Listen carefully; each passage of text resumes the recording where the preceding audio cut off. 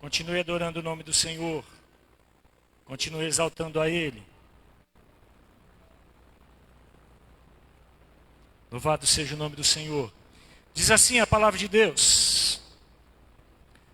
Carta de Tito, capítulo 3, versículo 4 até o 7.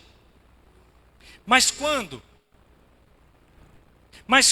da parte de Deus, nosso Salvador, se manifestaram a bondade e o amor pelos homens, não por causa de atos de justiça por nós praticados, mas devido à sua misericórdia, Ele nos salvou pelo lavar regenerador e renovador do Espírito Santo, que Ele derramou sobre nós generosamente. Diga comigo, Deus derramou sobre mim seu amor generosamente. Que Ele derramou sobre nós generosamente por meio de Jesus Cristo, nosso Salvador. Versículo 7. Ele o fez a fim de que, justificado pela graça, nos tornemos seus herdeiros, tendo a esperança da vida eterna. Sente no seu lugar. Amados irmãos, se eu tivesse combinado com o louvor, talvez não seria uma canção mais propícia do que essa. Porque aqui Tito está justamente dizendo sobre isso, o amor que foi derramado sobre mim e você. Sabe, amados, e quando você vem falar de amor, ou quando a gente vai tocar nessa palavra chamada amor, eu não sei se você tem a mesma percepção que eu. Mas a percepção que eu tenho, nos últimos tempos, é que a palavra amor, ela foi banalizada. Porque a palavra amor, na Bíblia, ela é tratada de uma forma totalmente diferente. Ao ponto que no grego original, ela tem 3 caminhos, vertentes para a palavra amor. Ela tem 3. Ela vem tratar do amor filos, que é o amor entre amigos, amor entre irmãos. Vem tratar também do amor eros, que vem conotar justamente a união de um homem com uma mulher. Daí que surge a palavra erotismo ou erótico. E também tem o amor ágape, que é o amor que dá sentido à vida, que é o amor de Deus, do qual nós não conseguimos expressar. É esse amor, ágape, que João vem dizendo no capítulo 3,16, do qual eu citei aqui, porque Deus amou o mundo de uma tal maneira. Mas como eu disse, talvez, se você parar para pensar um pouco, a palavra amor, ela se tornou, talvez não banalizada, não extremando muito, mas ela perdeu o seu sentido original do que é. Porque, olhe bem, nós amamos tudo. Quem gosta de churrasco aqui? Gosta, né? Tem uns que amam churrasco. O Paulo mesmo me disse essa semana, pastor, da Mara, eu gosto, de Acari, eu amo. Brincadeira, meu marido, ele não falou isso não, viu? Mas olhe bem, nós amamos nosso carro. Nós amamos uma pizza. Ah, como eu amo um hambúrguer. Como eu amo ver a natureza, como eu amo isso, como eu amo aquilo. Mas a verdade é que isso deveria simplesmente ser um eu gosto. Porque amar é algo além. Se você olhar na conotação de Paulo, quando ele vai falar sobre o amor ele vem dizer uma série de situações que precisa acompanhar o amor. O amor não se profana, o amor ele não se usurpa, o amor ele não é egoísta, o amor ele não é ciumento, ele vai passar ali uma série de situações do que verdadeiramente é o amor. Do que verdadeiramente deveria ser o amor, a base do amor. Mas a verdade, amados, como eu disse, que esse amor que é superficial, esse amor por coisas, da qual também nós queremos elevar a pessoas, ao outro. Talvez, amados, isso traz ou tenta diminuir verdadeiramente o amor. O amor verdadeiro, o amor que realmente se entrega, o amor que se dedica, né? O amor quando vai tratar sobre o amor do seu marido para com sua esposa, ele vem dizer, olha, você não ama sua esposa se você não der a vida por ela. Você não ama, porque o amor, ele não se priva de si mesmo em detrimento ao outro. Pelo contrário, ele vai se entregar. Né? Então, o amor é isso. Mas parece que enquanto nós estamos felizes, estamos amando.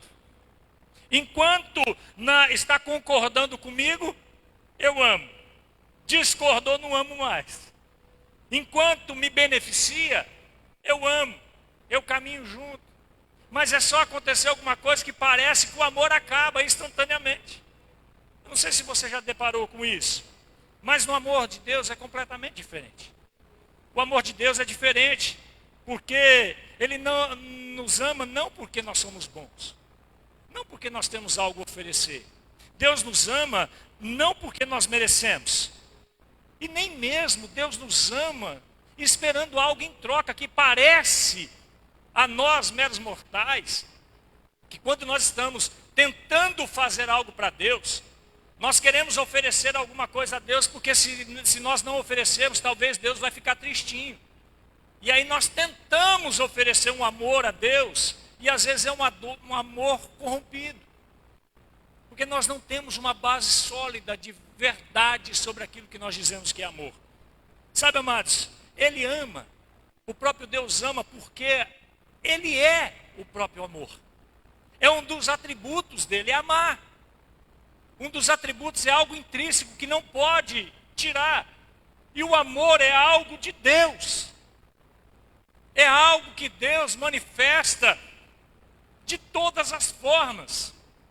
Ao ponto que João, na sua pequenez de entendimento muito maior do que eu e você, ele vem dizer, olha, porque Deus amou o mundo. Que jeito? Eu não sei, eu não consigo entender esse amor. Eu não consigo entender esse amor, eu não consigo ter base para esse amor, eu não consigo. E olhe bem que João é considerado o apóstolo do amor. Se existia alguém que poderia ter autoridade para falar sobre amor, porque ele amou realmente os seus amigos, se existia alguém que tinha autoridade para falar sobre amor, era o apóstolo João. Mas João, tentando entender o amor de Deus, ele disse assim, olha, porque Deus amou o mundo de uma tal maneira. É quando você quer contar alguma coisa para alguém, você não sabe como, irmã. Aí você diz assim, eu tenho uma coisa para te contar. Né? Olha, aconteceu algo muito bom comigo. O que aconteceu? Aconteceu uma coisa que eu não sei explicar. É mais ou menos isso que o João está dizendo. É mais ou menos nesse sentido. Então, amor é algo intrínseco, é algo de Deus, é um atributo dele. E quando Paulo vai escrever essa carta ao seu filho na fé, Tito, ele diz justamente isso. Parece, na linguagem de Paulo, se você for ler a carta inteira, parece que tudo estava perdido. Parece que a humanidade estava morta em seus delitos e pecados, e a verdade é essa mesmo. Paulo vem dizendo no capítulo 7 de Romanos, que nós precisamos nos esforçar em fazer o bem. Quando Paulo tem uma noção de quem ele é verdadeiramente, ele vem dizer assim, olha, miserável homem que sou, finalzinho do capítulo 7 de Romanos, miserável homem que sou, aquilo que eu quero fazer de bem eu não faço, mas o mal que eu não quero já está pronto a ser feito e eu vou fazendo. Quem poderá me livrar do poder da morte sobre mim? E nesse contexto é que Paulo diz a Timóteo, Timóteo, se manifestou o amor. Como que Deus manifestou o amor, Timóteo? O amor maior já foi manifestado. É maior do que o meu amor pelas minhas filhas, é maior do que o meu amor pela minha esposa, é maior do que o amor por tudo que eu possa ter. Paulo disse, o maior amor Deus manifestou com a humanidade, que não tinha nada para dar em troca. Através de Cristo Jesus, quando ele enviou Jesus Cristo, foi o extremo do amor. Não tinha mais o que fazer, porque se existisse algo maior do que Jesus, que eu não consigo pensar em algo maior do que Jesus, ou um ser maior do que Jesus, a expressão do próprio amor, mas se tivesse, eu gosto de pensar, que se tivesse outra alternativa maior do que Jesus, Deus também não pouparia. Deus também não pouparia, porque Ele fez tudo. Não sobrou nada da parte de Deus. E Paulo vem dizer sobre isso, Tito, já se manifestou. E a manifestação do amor de Deus foi manifestada através de Cristo Jesus, seu Filho, que se entregou por nós na cruz. Já foi dado. Sabe, amados, minha esposa sabe, na porta do meu guarda-roupa, eu tenho um sulfite pintado pela minha filha, Maria Célia. Isso quando ela tinha uns 2 anos de idade. E essa pintura se acompanha comigo. Ela acompanha comigo. Todo tempo eu abro a porta do meu guarda-roupa, está lá esse papel. E de vez em quando eu pego, eu olho assim, e eu fico todo abestalhado. Mas se eu mostrar aquilo ali para qualquer um outro, não vai valer nada isso aqui. Vai ver um monte de garrancho, vai ver um monte de risco ali, e no meio ali, de uma forma bem difícil de entender, Paulo, vem dizer assim a palavra papai. Aquilo ali, ontem a minha esposa fez essa pergunta para mim, né? A gente conversando sobre o Dia dos Pais, né? Ela falou assim, meu bem, qual é a experiência de ser pai pela primeira vez? Eu respondi, como eu disse agora há pouco, é uma coisa muito legal. Porque a gente não consegue explicar. É uma coisa muito boa, é uma sensação muito boa. Né? Então, quando eu olho para aquilo, não é um desenho perfeito. Não é um desenho que você consiga entender os trajetos ali. Mas, para o pai, é o melhor. Para o pai, aquilo diz muita coisa.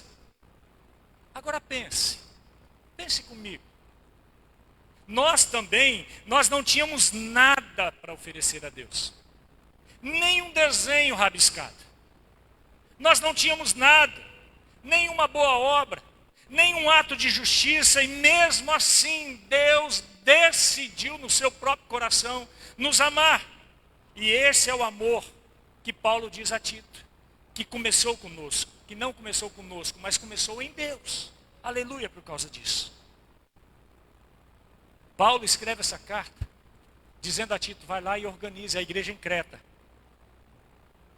E nos versículos anteriores, Paulo vai falar, ora, nós éramos insensatos, nós éramos maus, desobedientes, escravos dos prazeres, vivendo em maldade, odiando uns aos outros. Era impossível que qualquer pessoa saísse dessa condição sozinho. Mas no versículo 4, diferentemente, no versículo 4, ele muda completamente o tom. E vem uma vírgula e uma preposição dizendo mas. Mas, esse mas muda completamente as coisas. Porque o pecado dizia a mim e a você, já está tudo perdido. Deus, no seu contexto, ele diz, olha, o amor apareceu. E tudo mudou. A pergunta que eu quero fazer a você nessa noite, diante dessa exposição inicial.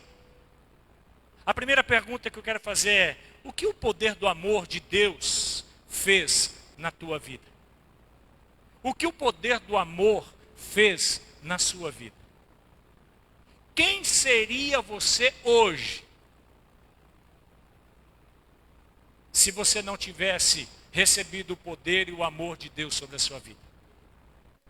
Como você estaria? Onde eu estaria, eu tenho certeza. Eu tinha certeza que eu estaria morto aos 30 anos de idade. Já estou aqui com 46 anos, adorando o nome do Senhor, todos os dias, precisando da misericórdia e da graça dEle, para poder caminhar na presença do Senhor. Mas quem seria você, se não fosse o amor de Deus manifestado sobre a sua vida? A primeira verdade sobre o amor que eu quero trazer a você nessa noite é que o poder de Deus no seu amor nos encontrou quando nós não merecíamos. Eu gosto de usar aquela expressão, cachorro chutado. Um cachorro chutado, um cachorro sarnento, ninguém quer nem chegar perto. Ninguém nem quer passar perto, porque vai que esse doido me morde. Vai que esse doido faz alguma coisa. E assim é a nossa visão. E Deus nos encontra justamente numa posição de que nós não tínhamos nada a oferecer ao Senhor, pelo contrário. Totalmente ao contrário. Ah, pastor, mas eu não matava, eu não roubava, eu não fazia nada, eu sempre fui trabalhador, nunca fiz nada de errado. Meu amigo e minha amiga que está me ouvindo nessa noite, ainda assim a palavra de Deus diz que nós estávamos condenados pelo nosso pecado inicial a sermos lançados no fogo eterno. Nós não tínhamos nada a oferecer ao Senhor, mas o amor dele veio e manifestou sobre nós quando nós ainda não tínhamos nada a oferecer ao Senhor. Paulo diz, manifestou a bondade de Deus e o seu amor para com todos. Olhe bem, no texto que nós lemos, não diz que Deus esperou você melhorar um pouquinho, irmã Helena. Olha, quando você melhorar um pouquinho, eu vou te amar. Quando você sair um pouco do teu pecado, eu vou te amar. Não, a palavra de Deus diz que manifestou o amor de Deus ainda quando nós estávamos no pecado. Ainda quando nós estávamos lá. Romanos 5,8 vem dizer que Deus prova o seu amor para conosco em Cristo, que morreu por nós, nós sendo ainda pecadores. Deus manifestou. João, ele escreve, nós amamos porque ele nos amou primeiro. Nós não podemos dar aquilo que não temos. Nós não podemos oferecer aquilo que nós não temos. Se hoje nós conseguimos expressar algo de amor, é porque Deus nos amou primeiro. Porque o amor em nós, ou por nós, começou primeiramente em Deus. Talvez alguém chegou aqui nessa noite sentindo esse sentimento. Um sentimento de que Deus não me ama mais. As coisas não dão certo para mim porque Deus não está nem aí para mim. Eu sou um esquecido. Nem minha família gosta de mim. Ninguém gosta de mim. Talvez é isso que Satanás está colocando na sua mente, mas eu quero te falar algo nessa noite. Você é importante para o Senhor, você é importante para Deus, não importa onde você esteja, porque Deus te amou, e a certeza disso é que Jesus veio nessa vida e morreu por mim e por você. Então você tem algo maravilhoso que é o amor de Deus sobre a sua vida. Aleluia, glória a Deus. A segunda verdade que eu aprendo com esse texto, olha o versículo 5 e 6.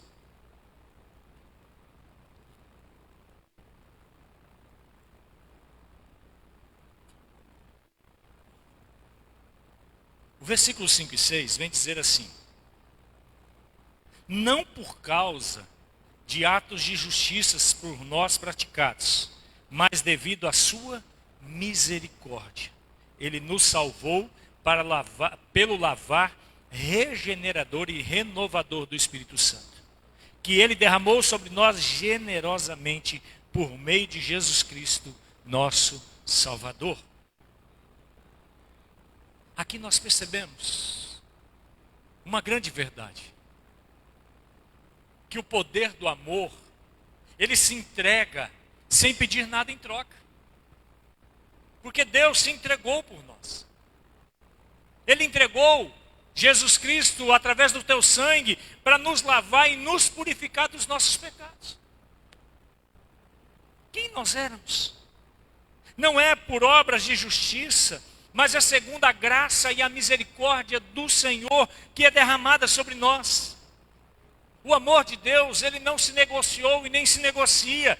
Ele simplesmente se oferece. Ele simplesmente dá. Perceba. algo maravilhoso nesse contexto do amor de Deus. Perceba isso. O amor verdadeiro, ele sempre se entrega. Ele sempre se doa. Ele sempre faz um pouco mais, se dedica um pouco mais, vai um pouco mais.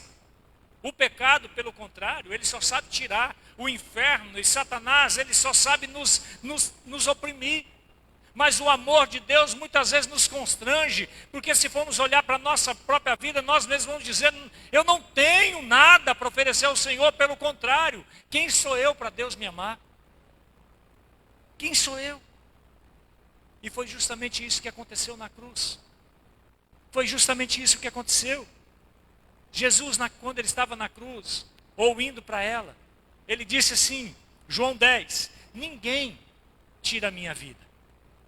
Ninguém tem o poder de tirar a minha vida. Pelo contrário, é eu que dou a minha vida espontaneamente por amor a vocês. É eu que dou.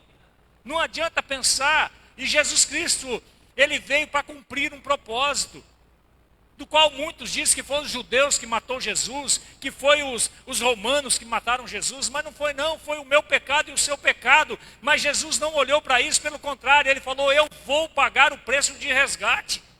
E foi o que ele fez. Foi o que Jesus fez. Amados, nós vivemos num mundo em que tudo parece que funciona na troca. Se me dá, eu dou. Se fizer, eu faço. Se vir, eu vou. Se pagar, eu entrego. Nós vivemos num mundo assim. Eu faço se você fizer também. Mas o amor de Deus, ele quebra essa lógica. O amor de Deus muda o formato. Ele deu tudo, a mim e a você, sem que estivéssemos absolutamente nada. Nós não tínhamos nada a oferecer. E olhando para esse amor, não tem como continuar sendo insensato, sendo perdoado e não perdoando, sendo hipócrita nas nossas decisões, sendo amado, mas não amando, dando, recebendo e não dando. Isso é hipocrisia. Dizer que eu amo, mas eu não ando com o meu irmão, que eu não consigo perdoar, que eu não consigo caminhar. Que amor é esse? E se Deus nos dissesse, olha, eu vou tratar você como você tem tratado o amor. Um dia, Jesus contando uma parábola, ele disse, olha, tinha um homem que devia um certo dinheiro que ele não teria condição de pagar. Não teria condição nenhuma de pagar aquele valor que ele devia. Chegando para o credor disse para ele assim, olha, eu te perdoo da sua dívida. Você não deve mais nada.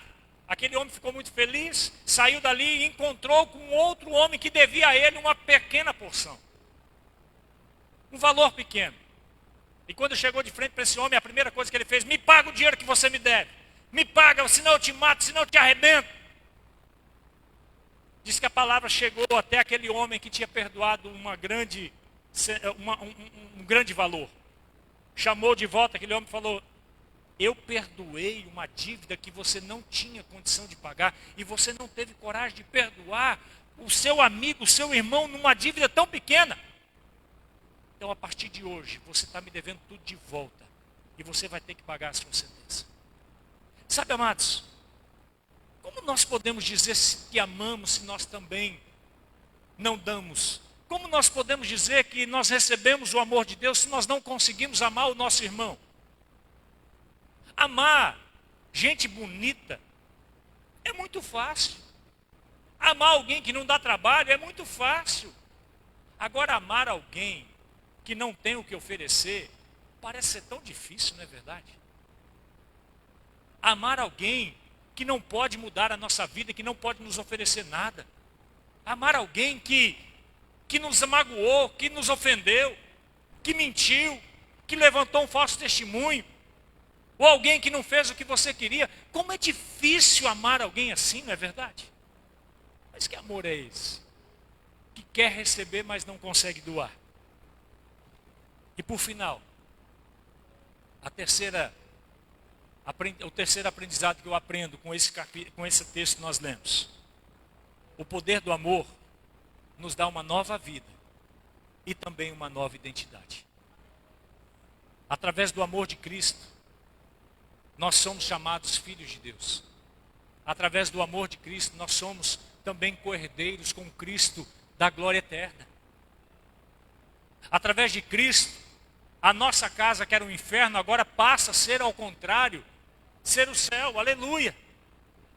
Quando nós não tínhamos expectativa nenhuma de vida, agora através de Cristo Jesus nós temos a possibilidade de ser alguém que é contado na palma da mão do Senhor, do qual o nosso nome está escrito, aleluia.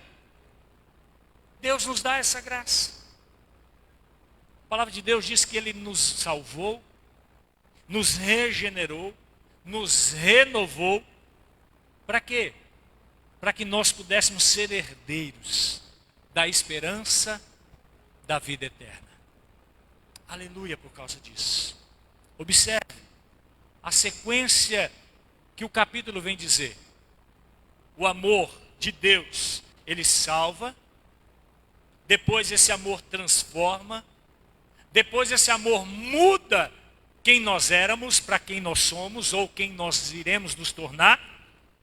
Mas o mais precioso é que o amor de Deus não nos faz simplesmente, não nos faz mais alguém que foi chamado para sentar no banco, para encher igrejas. Você não foi chamado para ser alguém maior da sociedade porque você tem Cristo. Não. Deus nos chamou através do seu amor e deu uma condição tremenda que é podermos ser chamados de filhos de Deus. Aleluia. Nós podemos olhar para Deus e não simplesmente chamar de um Deus distante, mas nós podemos chamar de Pai. E essa palavra foi que Jesus diz: é chegado a vocês o reino do meu Pai. Aleluia. É esse reino que foi nos dado, é esse reino que foi lançado a nós. Talvez seu pai terreno. Lembre dele agora. Diga assim: meu pai. Diga bem forte: meu pai, fulano de tal. Não vai falar fulano de tal, fala o nome do teu pai. Meu pai, santo. O nome do meu pai era santo. Talvez você nunca recebeu uma palavra do seu pai dizendo: eu te amo. Hoje pela manhã eu acordei e eu peguei no grupo da missão e está acontecendo lá em Sinop, está acontecendo o nosso congresso de missões da nossa base missionária. E quando eu entro, quem está pregando é o Leto. O Leto ainda vai vir aqui. O Leto é meu filho na fé.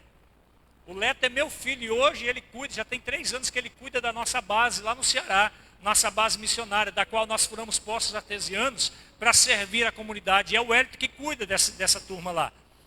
E hoje eu vi o Hélito pregando, eu até falei para minha esposa, olha, ver o Hélito pregando é muito gratificante. Eu mandei para ele na hora, falei: meu filho, como eu tenho orgulho de você.